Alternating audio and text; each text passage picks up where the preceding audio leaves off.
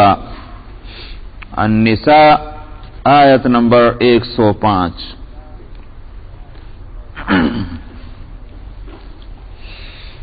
औज़ु बिल्लाहि मिनश शैतानिर रजीम। बिस्मिल्लाहिर रहमानिर रहीम। इन्ना अंज़लना इलैकल किताब बिल हक़्क़ि लितहकुम बैनन नासि बिमा अराकल्लाह वला तकुन लिल खाइनीन खसीमा वस्तगफिरिल्लाह इन्नल्लाह कान गफूरर रहीमा। वला तुजादिल अनिल लज़ीना यख्तानूना अन्फुसहुम इन्नल्लाह ला युहिब्बु मन कान खव्वानन असीमा। यस्तख्फून मिनन नासि वला यस्तख्फून मिनल्लाहि वहुवा मअहुम इज़ युबय्यितून मा ला यर्दा मिनल क़ौल वकान अल्लाहु बिमा यअमलून मुहीता। हा अंतुम हाउलाइ जादलतुम अन्हुम फिल हयातिद दुनिया फमन युजादिलुल्लाह अन्हुम यौमल क़ियामति अम्मन यकूनु अलैहिम वकीला।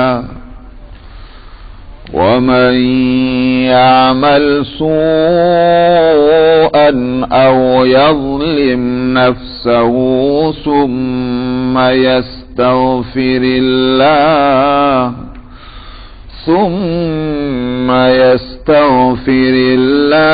यजिदिल्लाह गफूरर रहीमा।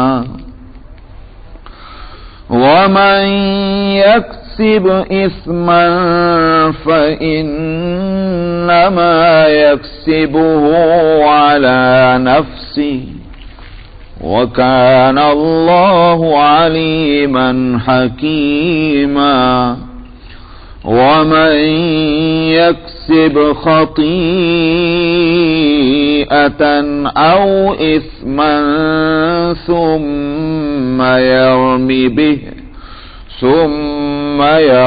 बिहि बरीअन फ़क़द इह्तमल बुहताना व इस्मम मुबीना। वलौला फ़ज़्लुल्लाहि अलैका व रहमतुहु लहम्मत ताइफ़तुम मिनहुम अन युदिल्लूक वमा युदिल्लून इल्ला अनफुसहुम वमा यदुर्रूनक मिन शै। वअंज़लल्लाहु अलैकल किताब वल हिक्मत वअल्लमक मा लम तकुन तअलम वकान फ़ज़्लुल्लाहि अलैका अज़ीमा। ला खैर फी कसीरिन मिन नजवाहुम इल्ला मन अमर बिसदक़तिन औ मारूफिन औ इस्लाहिम बैनन नास ومن يفعل ذلك ابتغاء مرضات الله فسوف نؤتيه أجرا عظيما ومن يشاقق الرسول من بعد ما تبين له الهدى ويتبع غير سبيل المؤمنين نوله ما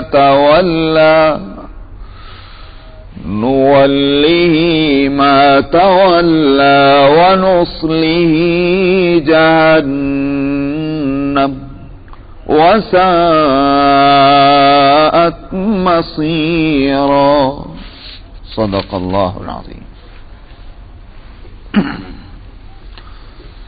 فرماتے ہیں کہ ہم نے آپ کی طرف کتاب کو حق کے ساتھ اتارا ہے تاکہ آپ لوگوں کے درمیان فیصلہ کریں اس علم کے ذریعے سے کہ جو یا اس روشنی کے ذریعے جو اللہ نے آپ کو دکھلا دی ہے، وہ بھی علم ہی کی روشنی ہے.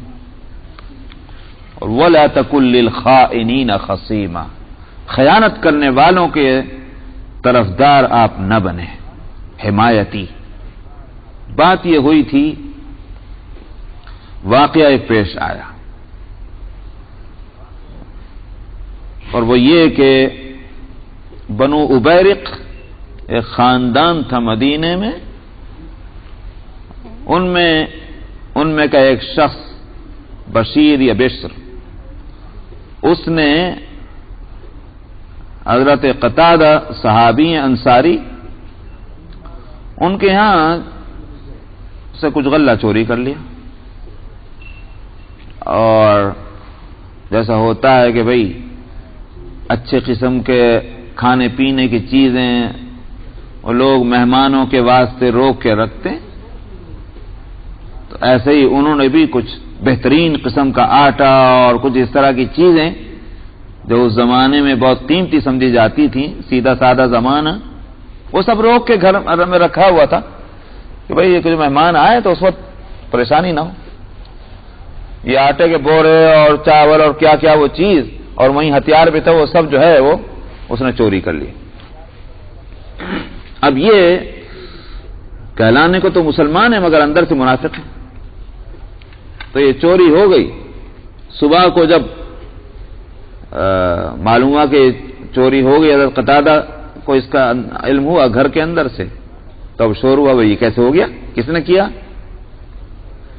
تو چوروں نے کیا کیا؟ چور نے کہ بھئی کہیں ایسا نہ ہو کہ میرے اوپر نام آ جائے.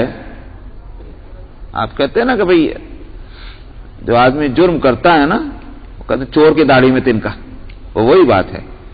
اس کو پریشانی ہو گئی، ایسا نہ ہو کہ ہمارا نام آ جائے. تو اس نے پہلے ہی ایک طرف تو حضرت رفاع کا نام لیا. حضرت رفاع خود ایک بزرگ صحابی ہیں انصاری. تو حضرت رفاع کا جو معلوم ہوا تو حضرت رفاع نے کہا کہ یہ کیسے، میرا نام کیسے آ گیا؟ انہوں نے تلوار سوچ لی کہ جب تک کہ اب حق اور جو ہے کھل کر سامنے نہ آئے میں تلوار اندر نہیں رکھوں گا. کھلنا چاہیے حق، کس نے یہ حرکت کی، میرا نام کیسے آ گیا؟ تو جب بنو عبیرق کو معلوم ہوا کہ حضرت رفاع جو ہیں یہ ٹیڑھی کھیر ہیں، ان سے نمٹنا مشکل ہو جائے گا، تو انہوں نے جا کر ان سے کہہ دیا کہ نہیں آپ کا نام کوئی نہیں لے رہا، آپ خاموش بیٹھیں. اور ایک یہودی کا نام پکڑا دیا کہ فلانے جو ہے اس یہودی نے یہ حرکت کی. مزید کیا کیا کہ وہ آٹا تھوڑا سا راستے میں بھی گرا دیا تاکہ یہ ہو جائے کہ بھئی ہاں قتادہ کے گھر سے چوری ہوئی تو یہودی کے گھر تک پہنچا دے کوئی آٹا، راستے میں تھوڑا تھوڑا ایسا نشان ڈالنے کو. یہ چالاکی بھی کی. تو ادھر بنو ابیرق نے دوسری یا تیسری چال یہ چلی، کیونکہ صبح لوگوں کو جو ہو رہا تھا وہ ان کی اپنی اسی حرکت کی وجہ سے کہ صاحب چہروں پہ ہوائیاں اڑی ہوئی ہیں، ہر ایک سے کنفرم کر رہے ہیں کیا بات ہو رہی کیا ہو رہی. کیوں؟ اس واسطے کہ وہ ماحول ایسا بن گیا تھا کہ چوری کا تو تصور ہی نہیں ہو سکتا. اب اس ماحول میں مدینے کے کسی نے چوری کی ہے تو ظاہر ہے کہ اس کی جان تو مصیبت میں ہے، کر تو لی اس نے چوری، تو اب اس واسطے ہر دفعہ ہر جگہ جہاں دو آدمی بات کر رہے ہوں یا پاس کھڑے ہوئے ہوں اس کو یہ خیال ہو کہ میرا ہی تو نہیں ذکر ہو رہا ہے، یہ پریشانی۔ اس واسطے ان کی اس یوں کہیے کہ حرکتوں کی وجہ سے لوگوں کو بھی شبہ ہونے لگا۔ بنو ابیرق جو ہیں کہیں انہی کا ہاتھ تو نہیں اس کے اندر ہے، ایک آدمی نے ممکن ہے کہہ بھی دیا ہوگا کہ بڑے شیطان لوگ ہیں، انہوں نے کیا ہوگا۔ تو یہ بنو ابیرق کے لوگ نبی کریم صلی اللہ علیہ وسلم کی خدمت میں حاضر ہوئے اور آ کر کہا یا رسول اللہ، یہ دیکھیے یہ جو ہے قتادہ اور رفاع، یہ ہمارے لوگ خاندان کے لوگوں کا نام لے رہے ہیں چوری کے اندر بغیر کسی ثبوت کے، کوئی ثبوت اور کوئی پروف ان کے پاس نہیں ہے، ہمارا نام لیتے ہیں۔ تو قتادہ جب حاضر ہوئے آپ کی خدمت میں تو آپ نے فرمایا ارے بھائی تم لوگ بغیر ثبوت کے کیوں ان کا نام لیتے ہو؟ یہ آپ نے اس طرح کہہ دیا۔ تو قتادہ نے بھی جا کر کے رفاع کو کہا کہ آپ ایسا فرماتے ہیں، تو انہوں نے کہا بھائی صبر کر لو، جو بھی ہے کچھ بھی نہیں بولنا ہے، مال گیا سو گیا، مگر اللہ کے رسول تو ناراض نہیں ہونے چاہیے۔ آپ نے جب فرما دیا تھا ٹھیک ہے خاموش بیٹھو، لیکن بہرحال یہ تو خاموش ہو گئے جن کا سامان گیا تھا، مگر مدینے میں تو خاں چل رہی ہے، تو وہ اس کا نام لے رہا ہے، وہ اس کا نام لے رہا ہے، وہ اس کا نام لے رہا ہے۔ تو نبی کریم صلی اللہ علیہ وسلم کے لیے یہ امکان ہو چلا تھا کہ آپ اس پروپیگنڈے کی وجہ سے آپ وہی بات فرما دیں جو لوگ جو کہہ رہے تھے، تاکہ اس پروپیگنڈے سے متاثر ہو کر رسول اللہ صلی اللہ علیہ وسلم بھی فیصلہ یہی فرما دیں کہ یہودی نے چوری کی، حالانکہ یہودی نے چوری نہیں کی تھی، وہ بے قصور تھا۔ تو آپ کا فیصلہ آنے سے پہلے جو ہے یہ آیت اتر گئی، جس سے آپ نے سمجھ لیا کہ میرے دماغ میں جو بات آ رہی تھی یا میں جو کچھ فیصلہ کر جاتا مجھے اس سے روک دیا گیا۔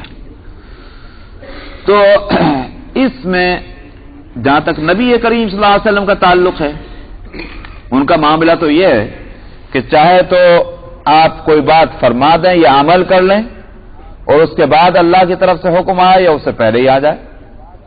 جیسے بدر کے قیدیوں کے بارے میں آپ نے جو فیصلہ فرما دیا وہ اللہ کے یہاں منظور نہیں تھا، پسند نہیں تھا، بعد میں وہی اتری کہ آپ نے گڑبڑ کر دی۔ یہاں کیا ہے، ابھی فیصلہ آپ نے نہیں فرمایا، پہلے ہی روک دیا گیا، ایسا مت کرنا، ٹھیک فیصلہ ہونا چاہیے۔ تو آپ کے ساتھ تو یہ مسئلہ ہے کہ وہاں سے چونکہ رشتہ ہے تو اصلاح ہو جاتی ہے، لیکن سوال تو یہ کہ جب یہ آیت اتاری گئی ہے، قرآن شریف کے اندر آیت اتری، تو پھر اس میں تو درس اور سبق سبھی کے لیے ہوگا۔ اگرچہ نبی کریم صلی اللہ علیہ وسلم کو تو خاص ہدایت دے دی گئی، مگر دوسرے لوگوں کے واسطے کیا ہدایت اس میں ہے؟ دوسرے لوگوں کے واسطے ہدایت اس سے یہ نکلتی ہے کہ فیصلہ کرنے میں پوری احتیاط برتنی چاہیے۔ یہ نہیں کہ کچھ پروپیگنڈا ہو رہا ہے، کچھ لوگ باتیں کہہ رہے ہیں تو فوراً جو ہے اس سے متاثر ہو کر کہ صاحب لوگ جو ہیں وہ ناراض ہو جائیں گے، بگڑ جائیں گے، اتنے لوگوں کے خلاف ہم کیسے بات کہیں، یہ نہیں، بلکہ یہ کہ جب تک پوری تصدیق نہ ہو جائے کسی معاملے کی اس وقت تک فیصلہ نہ ہونا چاہیے، چاہے کتنا بھی دن لگ جائے، چاہے کتنا بھی ٹائم لگ جائے۔ ایک تو ٹائم لگنا ہے وہ ہمارے ملکوں میں، آپ نے اخباروں میں پڑھا ہی ہوگا کہ صاحب لاکھوں مقدمات اور کیسز کورٹ کے اندر پڑے ہوئے فیصلے نہیں ہوتے۔ وہ اس واسطے نہیں ہوتے کہ حق اور باطل جو ہے وہ نہیں کھل رہا ہے، وہ تو اس لیے نہیں ہوتے کہ کام نہیں کرتے، کام چور ہیں، تو وہاں یہاں کام چوری کا مسئلہ نہیں ہے۔ تو یہ ہے کہ جب تک کہ حق کھل کر نہ آ جائے اور قاضی اور جج جو ہے اس کے سامنے مسئلہ دودھ کا دودھ اور پانی الگ نہ ہو جائے، جب تک فیصلہ نہ کرے وہ، یہ اس آیت سے بات نکلتی ہے۔ تو فرماتے ہیں کہ انا انزلنا الیک الکتاب بالحق لتحکم بین الناس، ہم نے آپ کی طرف کتاب اتاری حق کے ساتھ تاکہ آپ لوگوں کے درمیان فیصلہ کریں اس روشنی سے جو اللہ نے آپ کو دکھلائی۔ اب یہاں دو چیزیں ہیں، ایک تو ہے کتاب، وہ کتاب سے مراد کیا ہے؟ قرآن، ہم نے یہ کتاب حق کے ساتھ اتار دی۔ دوسری کیا چیز فرما رہے ہیں فیصلہ دینے کے لیے دوسرا ذریعہ اور سورس کیا بتا رہے ہیں؟ بما اراک اللہ، وہ چیز جو اللہ نے آپ کو دکھلا دی. وہ چیز کیا دکھلا دی اللہ نے؟ اس کے سوا اور کوئی صورت نہیں ہے کہ جس طرح سے کتاب اللہ ایک علم ہے، اسی طرح سے ایک اور چیز بھی ہے جس کو علم کہا جائے گا، اور وہ ہے پیغمبر کا علم، صلاحیت علمی، جس کو قرآن حکیم میں الحکمہ کہا گیا. اور اسی چیز کو امت نے حدیث کہا. تو یہ حدیث جو ہے یہ بھی ایک سورس ہے اور بیس ہے اور بنیاد ہے فیصلہ کرنے کی. تو نبی اپنے علم سے اور قرآن سے، تو قرآن پہلے ہے، اس سے ترتیب بھی سامنے آ گئی کہ قرآن کا نمبر اول اور دوسرا نمبر کہاں کا ہے؟ حدیث کا ہے. جو ترتیب علماء نے قائم کی ہوئی ہے شریعت کے بنیاد اور بیس کی اور فاؤنڈیشن کی، وہ ترتیب یہی ہے اسی آیت کے اندر. کتاب اللہ نمبر 1 اور حدیث رسول اللہ نمبر 2. اس کے بعد پھر ہے کہ اجماع اور قیاس، وہ تیسرا اور چوتھا ہے، مگر وہ تابع ہے، وہ اصل بیس نہیں ہے. سب وہ اس کے ساتھ کنڈیشن لگی ہوئی ہیں کچھ، لیکن بغیر کسی کنڈیشن کے اور شرط کے اگر کوئی چیز بیس ہے شریعت کی تو وہ ہے کتاب اللہ اور سنت رسول اللہ. تو یہاں بما اراک اللہ سے مراد ہے رسول اللہ صلی اللہ علیہ وسلم کی اپنی علمی صلاحیت، جس کو قرآن حکیم وہ حکمت کہا گیا. تو معلوم ہوا کہ جس طرح قرآن جو ہے وہ معتبر ہے اور اس کو رد نہیں کیا جا سکتا، اس کے خلاف نہیں چلا جا سکتا، اسی طرح سے حدیث رسول اللہ جو ہے اس کو بھی رد نہیں کیا جا سکتا، اس کے خلاف بھی نہیں چلا جا سکتا. یہ دو باتیں آئیں. اسی واسطے اور پھر اس سے ایک تیسری بات کیا نکل رہی کہ جس طرح سے کتاب اللہ کی اصل کیا ہے، یعنی کہاں سے آئی کتاب اللہ؟ اللہ کی طرف سے. اسی طرح سے بما اراک اللہ سے کیا بات معلوم ہوئی؟ حدیث رسول اللہ جو ہے وہ بھی اللہ ہی کی طرف سے آئی ہے، تو اس کا بھی مرکز اللہ ہی کی ذات ہے. اسی لیے سورہ النجم کے اندر یہی تو فرمایا قسم کھا کر، والنجم اذا ہوا ما ضل صاحبكم وما غوى وما ينطق عن الهوى ان هو الا وحي يوحى. یہ اپنی خواہش سے نہیں بولتے، یہ جو بولتے ہیں یہ وحی ہے جو ان کی طرف کی جاتی ہے. تو اس میں کوئی لفظ ایسا نہیں ہے کہ جس سے یہ متعین کیا جائے کہ صرف قرآن کے بارے میں یہ بات کہی جا رہی ہے. عام بات ہے، جو بولتے ہیں یہ وحی ہے، جو بولتے ہیں وہ وحی ہے کا مطلب کیا ہوا؟ قرآن ہو یا قرآن سے ہٹ کر کچھ اور چیز ہو، وہ وحی ہی ہے. ہاں وحی کی اقسام ہیں، قسم ہیں. ایک وحی وہ ہے کہ جو اللہ کی طرف سے الفاظ بھی آئے اور معنی، ظاہر ہے کہ الفاظ کے اندر معنی، الفاظ بھی اللہ کے ہیں، اس کو کہتے ہیں وحی مطلوع، تلاوت کی جانے والی وحی، جس کو جو قرآن ہے. الفاظ بھی اللہ کے اور معنی بھی اس میں اللہ کے ہیں، نہ معنی کو بدل سکتے ہیں نہ الفاظ کو بدل سکتے ہیں. دونوں چیزیں جو ہیں پروٹیکٹڈ ہیں، اللہ کی طرف سے آئیں. اسی لیے قرآن جو ہے نام ہے النظم والمعنى جميعا، یعنی الفاظ اور معنی، تو اس کا نام ہے قرآن. محض معنی کا نام قرآن نہیں ہے، الفاظ کے معنی. عجیب بات ہے کہ لوگ کہتے ہیں ارے میاں خالی طوطے کی طرح الفاظ رٹنے سے کیا فائدہ؟ اقبال کے کلام کو آپ اپنی جگہ سے ہٹا نہیں سکتے. آپ یہ نہیں کر سکتے کہ جو لفظ اس نے شعر میں رکھا اسے ہٹا کر اپنا لفظ وہاں لگا دے اس معنی کا. وہ تو نہیں کر سکتے کہ شعر بگڑ جائے گا. مگر تعجب یہ ہے کہ کلام اللہ قرآن حکیم کے بارے میں آسانی سے لوگ کہہ دیتے ہیں الفاظ کا کیا فائدہ طوطے کی طرح رٹنے سے جب تک کہ معنی معلوم نہ ہو. معنی معلوم ہونے کا فائدہ مزید ہے، اس سے انکار نہیں، مگر الفاظ کا خود اپنا ایک فائدہ ہے، اس لیے کہ الفاظ اللہ کی طرف سے آئے ہوئے ہیں، اس کے اندر اثر ہے. اور اسی لیے میں کتنی مرتبہ بتا چکا ہوں، اسی لیے نماز کے اندر آپ سمجھیں کہ نہ سمجھیں، آپ پڑھیں گے کیا؟ قرآن شریف ہی پڑھیں گے نا بھائی. آپ کہیں گے مجھے سمجھ میں تو آ نہیں رہا ہے، لہذا میں اپنی زبان کے اندر ترجمہ کیوں نہ پڑھ دوں؟ نہیں ہوتی نماز. نماز تو جب ہی ہوگی جب قرآن حکیم کو انہی لفظوں کے ساتھ جو اللہ کی طرف سے آئے ہیں جب تک نہ پڑھیں. اسی طرح سے یہ بھی بتلا دوں، علماء یہ بھی کہتے ہیں اگر خالی ترجمہ کہیں نہ ہو آپ بغیر وضو بھی ہاتھ لگا سکتے ہیں، لیکن قرآن پاک کے اپنے الفاظ جو ہیں ایک آیت بھی جو ہے اس کو بغیر وضو ہاتھ نہیں لگا سکتے. سمجھ میں آیا نہیں؟ اس لیے کہ وہاں الفاظ ہمارے ہیں اور یہاں الفاظ اللہ کے ہیں. بڑی مطلب یہ کہ ایک تو یہ وحی مطلوع تلاوت کی جاتی ہے.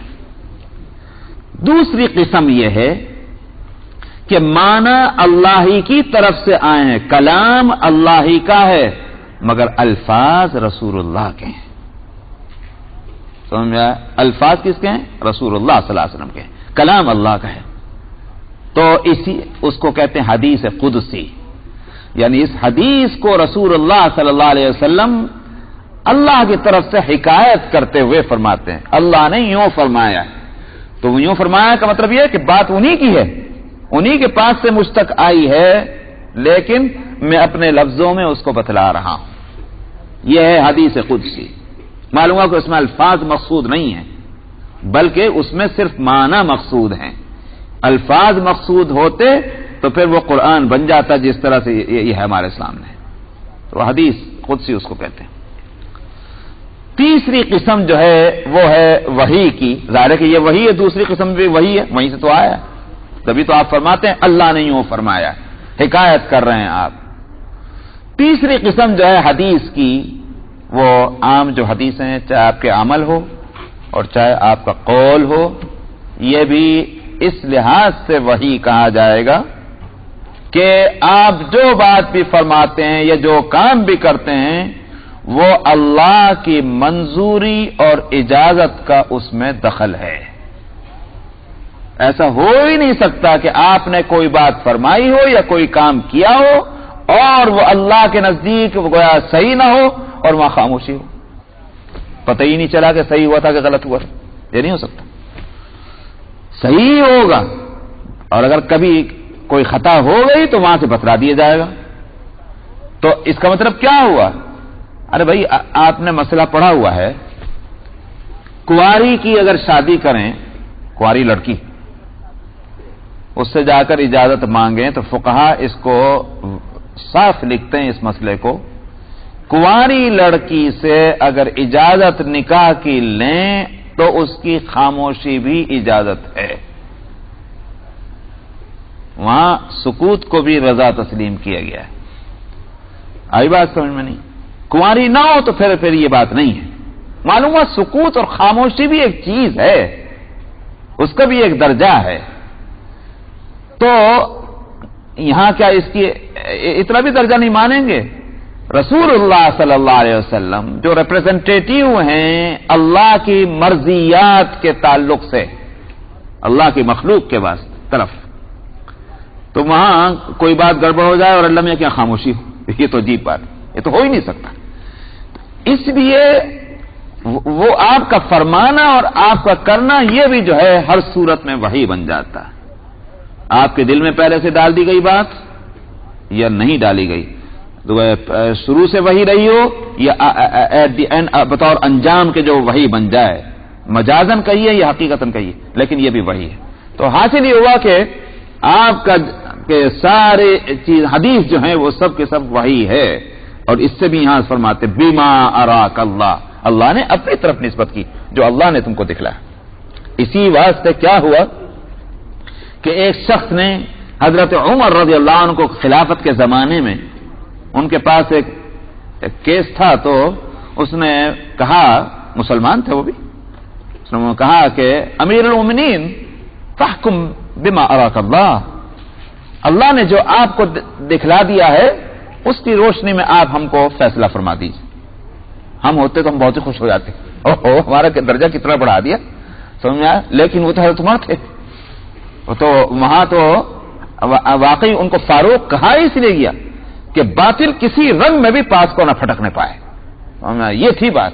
حضرت عمر نے کہا کہ تیری عقل ماری گئی، یہ مقام تو رسول اللہ صلی اللہ علیہ وسلم کا تھا، بما اراک اللہ. یہ مقام تو کسی کو بھی حاصل نہیں ہے کہ اللہ کی طرف سے براہ راست اس کو علم ملے. وہاں رسول اللہ کو تھا. آپ کا کوئی فیصلہ جو ہے وہ غلط نہیں ہو سکتا تھا، ہو تو پھر فوراً وہاں سے پتہ چل جائے. ہم کو تو وہ مقام حاصل نہیں ہے. ہمارا فیصلہ جو ہوگا اس میں غلطی کا امکان ہے. اور اس کے صحیح ہونے کی کوئی صورت نہیں ہے. تو اس لیے تم دیکھیے اس لفظ کے کیا معنی اور مطلب سمجھ رہے ہیں، وہی جس کو میں نے یوں کہیے کہ تفصیل سے اب بتلایا ہے. تو ہم نے تو انہی کی باتیں سن کر سمجھا، لیکن ان کا کمال دیکھیے کہاں سے انہوں نے بما اراک اللہ کا یہ درجہ سمجھا ہوا تھا. تو یہ لفظ تو ایک ہے، لیکن حقیقت یہ ہے کہ بہت اہم یہ لفظ ہے قرآن حکیم کی اس آیت میں. وَلَا تَكُن لِّلْخَائِنِينَ خَصِيمًا، اور آپ نے فرمایا کہ خیانت کرنے والوں کے آپ طرفدار اور حمایتی نہ بن جائیں، کیونکہ یہ تو برا ہے. ہر آدمی اس کو برا سمجھتا ہے کہ کسی ظالم قصوروار مجرم کی حمایت کرنا. تو اس واسطے آپ فیصلہ کرنے میں اگر احتیاط نہیں برتیں گے تو نتیجہ کیا نکلے گا؟ آپ کی طرف سے حمایت ہو جائے گی مجرم کی اور خیانت کرنے والے اور جھوٹ بولنے والے اور چوری کرنے والے کی. اس واسطے اس میں بہت احتیاط کی ضرورت ہے. واستغفر اللہ، سبحان اللہ، وہاں یہ ہے مقام. اس سے اب سمجھ میں آ جائے گا کہ جب نبی کی خطائیں، نبی کے گناہ، نبی کی معصیتیں، اس کے معنی کیا ہوتے ہیں. قرآن حکیم میں آدم علیہ الصلوۃ والسلام کے لیے فرمایا عصا آدم ربہ فغوی، اتنا بھاری لفظ ہے. آدم نے نافرمانی کی اپنے رب کی اور بہک گیا. اسی طرح سے نبی کریم صلی اللہ علیہ وسلم کے لیے لیغفر لک اللہ ما تقدم من ذنبک وما تاخر، تاکہ اللہ آپ کے اگلے اور پچھلے گناہ معاف فرما دے. کیا تھے وہ گناہ رسول اللہ کے؟ نمازیں چھوڑی تھیں، روزے چٹ کر گئے تھے، کیا تھا آخر وہ؟ یہ ہے وہ بات. واستغفر اللہ جو کہا جا رہا ہے یہاں کہ مغفرت چاہیے اللہ سے. کیا ہوا تھا دل میں؟ میں نے کہا ابھی جو پورے واقعہ سنا ہے، آپ کے ذہن میں یہ بات آ چلی تھی کہ قصور یہودی کا ہے جو بات کہی جا رہی ہے، تو آپ فیصلہ کرنے جا رہے تھے. فیصلہ کر دیتے آپ اس سے پہلے آیت آ گئی. تو اس پر مغفرت کے لیے کہا جا رہا ہے کہ آپ کو مغفرت چاہنی چاہیے. کیوں کہ آپ کے دل میں فیصلہ کرنے کی بات آ کیسے گئی ہے جب تک کہ پورا اطمینان آپ کا نہیں ہوا. یہ ہے نبی کا مقام، یہ ہے نبی کی خطا جس پر اس سے مغفرت کا مطالبہ ہے. ہمارے دل میں تو آتے رہے تو ہم سے مواخذہ ہی نہیں ہوگا. ہمارے بارے میں کیا ہے؟ حدیث میں آتا ہے کہ قیامت میں اللہ سبحانہ و تعالی اس مومن کو کہ جس کے اعمال کا حساب و کتاب ہو جائے گا، ٹھیک ہی ہوا، سمجھا، معاملہ ہوا کہ پاس ہیں، بالکل پاس ہیں، جا رہے اب سیدھے جنت میں، خوش، بالکل اطمینان. اب جب چلنے لگیں گے اللہ میں فرمائیں گے ذرا میرے پاس کو آ جا. اب بلائیں گے، کیوں بلا رہے؟ اور آ جا، اور آؤ، اور آؤ، اور آؤ. اب فکر ہو رہی ہے یہ کیا بات ہے جو مجھے جاتے کو روک لیا گیا ہے. بادشاہ ہیں تو بادشاہ کا بلانا اچھا بھی ہے، بادشاہ کا بلانا گڑبڑ بھی ہے، تو اسی پریشانی ہے. تو حدیث میں آتا ہے کہ یہاں تک اللہ سبحانہ و تعالی جو بھی شان ہے ان کی ہے اپنا ہاتھ اس کے اوپر رکھ دیں گے اور پھر فرمائیں گے دیکھ یہ تو تیرے اعمال ہیں جو آ گئے سامنے، لیکن ایک اور بھی چیز ہے، وہ تیرے دل کے اندر وہ خیالات جس کا صرف مجھے ہی پتا ہے. تیرے دل میں یہ خیال آیا تھا، ایک دفعہ یہ آیا تھا، تو نے یہ کہ یہ ارادہ کیا تھا، یہ کیا تھا، وہ کیا تھا، یہ ساری چیزیں. اب یہ پریشان کاپنے لگیں گے کہ یہ تو تھا. وہ ساری چیزیں یاد آ جائیں گی، ارادے بھی یاد آئیں گے، جس طرح اعمال یاد آئیں گے سب. اللہ تعالیٰ اس وقت ذہن کی اس پورے کمپیوٹر کو اس طرح ایکٹیو کر دیں گے کہ ساری چیزیں جو بھولی ہوں گی وہ بھی یاد آ جائیں گی. ہاں یہ تو ہوا، اب پریشان. لیکن اللہ تعالیٰ فرمائیں گے دیکھ جب میں نے دنیا میں تیری مدد کی ہے یہاں بھی تیری مدد ہے، اب اس پر کوئی تیرے سے معاوضہ نہیں، جا جنت ہے. بتانے کا حاصل تو یہ کہ تو یہ نہ سمجھ بیٹھے کہ ہمارے یہاں اندھیر نگری ہے، کہ ہم دل کے حالات سے علیم بذات الصدور ہیں، کہ جو سینوں کے اندر چھپی ہوئی ان سے بھی واقف ہیں. یہ بھی حقیقت کھلنی چاہیے. تو اگرچہ فیصلہ اس ریکارڈ پر ہے کہ جو فرشتوں نے تیار کر کے لا کے رکھا ہے، اگرچہ فیصلہ اس بنیاد پر ہے کیونکہ قانون کا فیصلہ ایسا ہی ہونا چاہیے، جو ریکارڈ ہے اس پر فیصلہ ہو. قاضی اپنے ذاتی علم پر فیصلہ نہیں کرے گا، جج جو ہے اپنے ذاتی نہیں، بلکہ یہ کہ ریکارڈ آنا چاہیے سامنے. تو اس عدالت میں بھی فیصلہ تو ہوگا اسی ریکارڈ پر. لیکن اللہ سبحانہ و تعالی یہ بات بتلانے کے لیے کہ علیم بذات الصدور، ہم کو براہ راست بھی سب چیزوں کو پتہ ہے تو بتائیں گے، لیکن معاف ہے۔ لیکن نبی کریم صلی اللہ علیہ وسلم کی شان چونکہ اونچی اور تمام انبیاء کی شان اونچی ہے، وہاں تو دل میں کوئی اس طرح کا خیال آ جانا جو ہے وہ بھی معصیت بن جاتا ہے، گناہ بن جاتا ہے، اور اس پر بھی مطالبہ ان سے یہ ہوتا ہے کہ مغفرت چاہیے۔ اسی لیے نبی کریم صلی اللہ علیہ وسلم کا فرمان ہے وَإِنَّهُ لَيُغَانُ عَلَى قَلْبِي فَأَسْتَغْفِرُ اللَّهَ كُلَّ يَوْمٍ 70 مرة، اور دوسری روایت میں 100 مرة، کہ میرے دل کے اوپر کچھ میل سا آتا ہے، اس لیے میں ہر دن اللہ سبحانہ و تعالی سے ایک روایت میں 70 اور ایک روایت میں 100 مرتبہ استغفار کرتا ہوں۔ اب چاہے تو عدد مقرر ہو یا یہ کہ بعض دفعہ یہ عدد عرب کے اندر جو ہے کثرت کو بتلانے کے لیے بھی بولے جایا کرتے تھے، تو ظاہر ہے کہ آپ کو اس کا احساس تھا اور آپ فرما رہے ہیں کہ میل آ جاتا تھا، تو معلوم ہوا کہ ان کے درجے کے لحاظ سے وہی معصیت ہے۔ ہمارا درجہ ایسا چوپٹ کہ اس کا تو کوئی درجہ ہی نہیں اس کو کہیں گے، ہمارا تو وہ حال ہے کہ صاحب اگر ہم سے فرائض جو ہیں وہ اگر ادا ہو جائیں تو وقت پر، تو اس سے بڑھ کر تو ہماری ولایت کے واسطے اور کچھ ہے ہی نہیں، ہم تو ولی بن جائیں گے اگر فرائض بھی پورے جو ہے وقت پر ادا ہونے لگ جائیں، واجبات اور سنتوں کو تو چھوڑ دیجیے۔ تو یہاں واستغفر اللہ، ان اللہ کان غفورا رحیما، فرماتے ہیں کہ بلا شبہ اللہ تو ہیں ہی مغفرت فرمانے والے اور مہربان۔ معلوم ہوا کہ پیغمبر کی مغفرت اور رحمت بھی اس پر اللہ کی شان غفاری اور شان رحیمی کی وجہ سے، یہ نہ سمجھ بیٹھے پیغمبر کہ ہم چونکہ بڑے ہیں لہذا اللہ کو معاف کرنا ہی پڑے گا، یہ بتانا ہے اللہ غفور اور رحیم ہے، اس لیے آپ جب مغفرت چاہیں گے تو مغفرت ہم کر دیں گے۔ وَلَا تُجَادِلْ عَنِ الَّذِينَ يَخْتَانُونَ أَنفُسَهُمْ، اور ان کی طرف سے آپ فریق نہ بنیں کہ جو اپنے آپ کے ساتھ خیانت کرتے ہیں، اپنے آپ کے ساتھ۔ وہاں جو لفظ خائنین کہا تھا تو یہاں یوں نہ کہیے کہ حکم دوبارہ لا رہے ہیں، بلکہ حکم کا انداز ہے، لیکن سنانا دراصل خیانت کرنے والوں کو ہے۔ وہاں جو خائنین کہا تھا خیانت کرنے والے، ان کو کہا جا رہا کہ بے وقوفو، تم یہ مت سمجھنا کہ تم خیانت کر کے دوسرے کا نقصان کرتے ہو، بلکہ حقیقتاً پہلا نقصان تمہارا خود اپنا ہوتا ہے اس خیانت سے۔ تو اس لیے اگرچہ نبی کو کہا جا رہا ہے صلی اللہ علیہ وسلم کہ آپ ان کے طرف سے حمایت کرنے والے نہ ہوں، لیکن وہ جو لفظ ہے یختانون انفسہم، اصل وہ چیز ہے، ان کی طرف سے آپ کیوں خیانت کریں کہ جو خود اپنا نقصان کرتے ہیں خیانت کر کے، تو آپ کیوں ان کا بھلا چاہیں گے؟ ان اللہ لا يحب من كان خوانا اثیما، اللہ پسند نہیں کرتے اس کو جو بڑی خیانت کرنے والا اور بڑا گنہگار ہو۔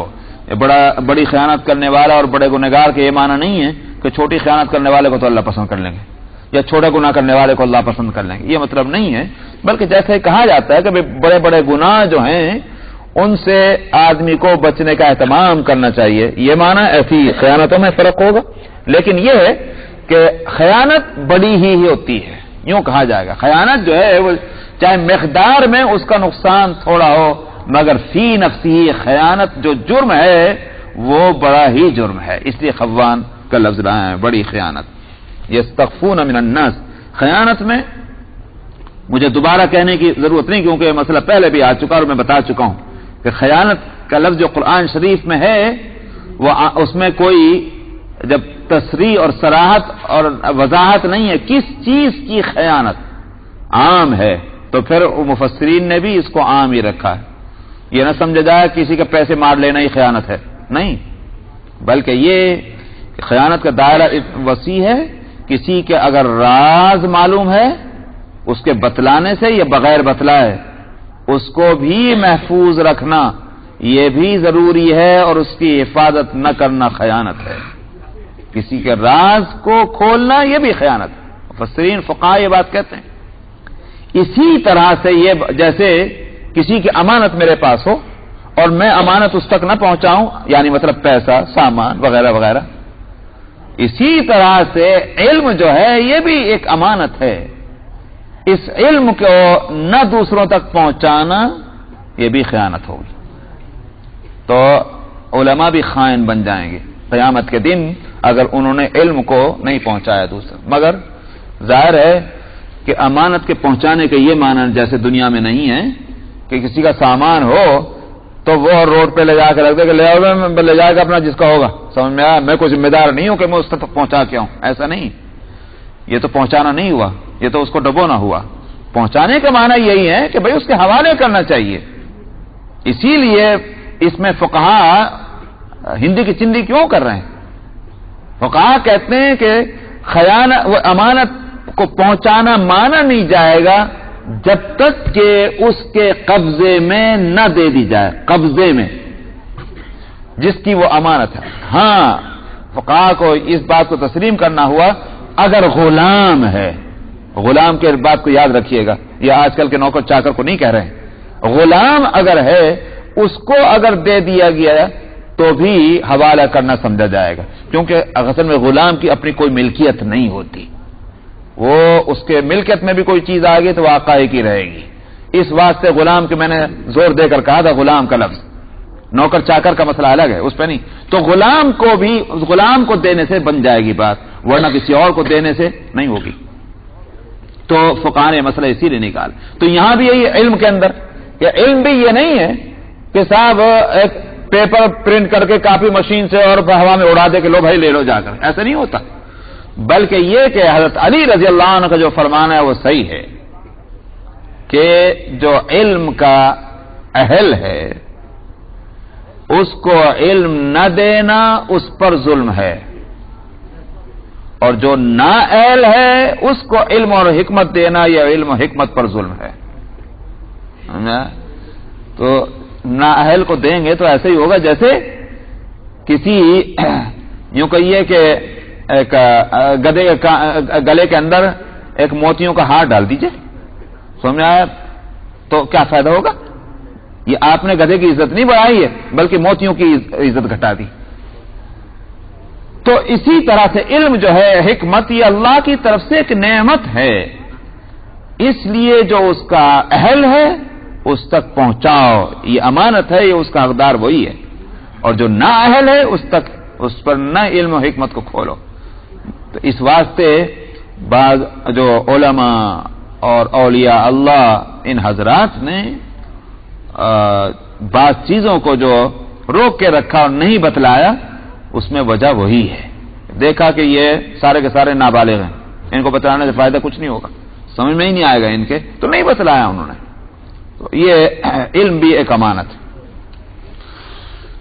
یستخفون من الناس ولا یستخفون من اللہ, یہ لوگوں سے تو چھپانے کی کوشش کر رہے ہیں, اللہ سے نہیں چھپانا چاہتے.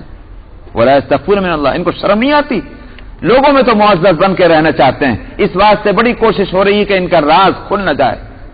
لیکن اللہ میاں سے ان کو شرم آ رہی ہے کہ اللہ میاں کو بھی تو معلوم ہو گیا, اللہ کا تو معلوم ہے ہی کہ تم چور ہو, تو اللہ سے بھی تو شرم آنی چاہیے.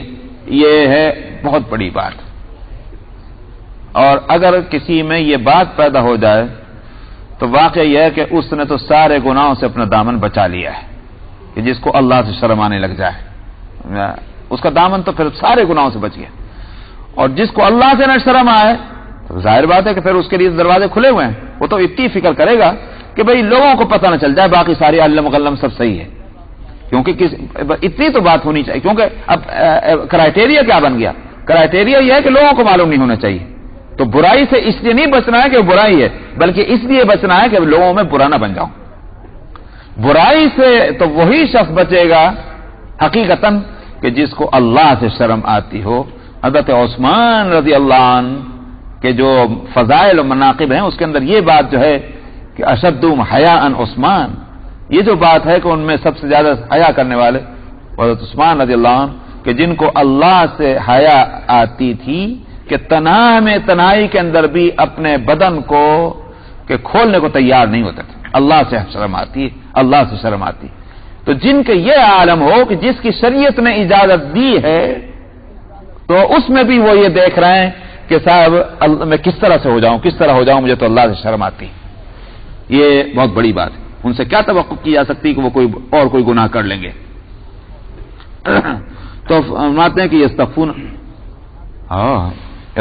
मिनन नास वला यस्तग़फ़ून मिन अल्लाह व हुवा माअहुम। चलिए छोड़िए, अच्छी बात। 215 सूरा अन-निसा आयत नंबर 108। अऊज़ु बिल्लाहि मिनश शैतानिर रजीम। बिस्मिल्लाहिर रहमानिर रहीम। यस्तख़फ़ून मिनन नासि वला यस्तख़फ़ून मिनल्लाहि वहुवा माअहुम वला यस्तख़फ़ून मिनल्लाहि वहुवा माअहुम इज़ युबय्यितून मा ला यर्दा मिनल क़ौल वकान अल्लाहु बिमा यामलून मुहीता। हा अंतुम हाउलाइ जादलतुम अन्हुम फिल हयातिद दुनिया फमन युजादिलुल्लाह अन्हुम यौमल क़ियामति अम्मन यकूनु अलैहिम वकीला। वमन यअमल सूअन औ यज़लिम नफ्सहु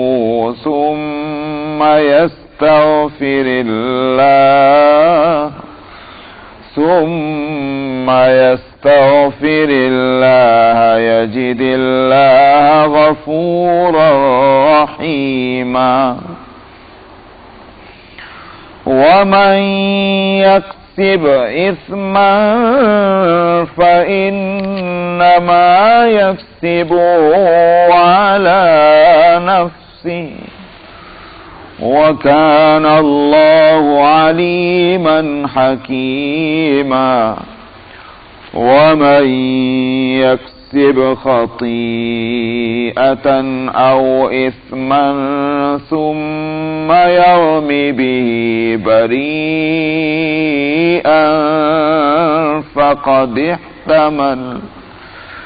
فقد احتمل بهتانا وإثما مبينا। ولولا فضل الله عليك ورحمته لهمت طائفة منهم أن يضلوك وما يضلون إلا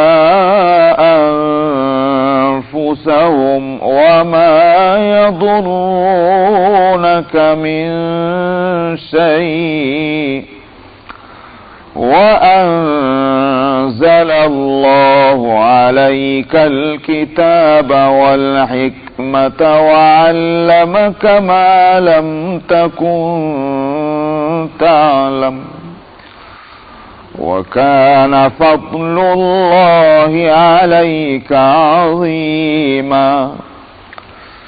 لا خير في كثير من نجواهم إلا من أمر بصدقة أو معروف أو إصلاح بين الناس ومن يفعل ذلك ابتغاء مرضات الله فسوف نؤتيه أجرا عظيما. ومن يشاقق الرسول من بعد ما تبين له الهدى ويتبع غير سبيل المؤمنين يتبع غير سبيل المؤمنين نوله ما تولى ونصله جهنم وساءت مصيرا صدق اللہ العظیم.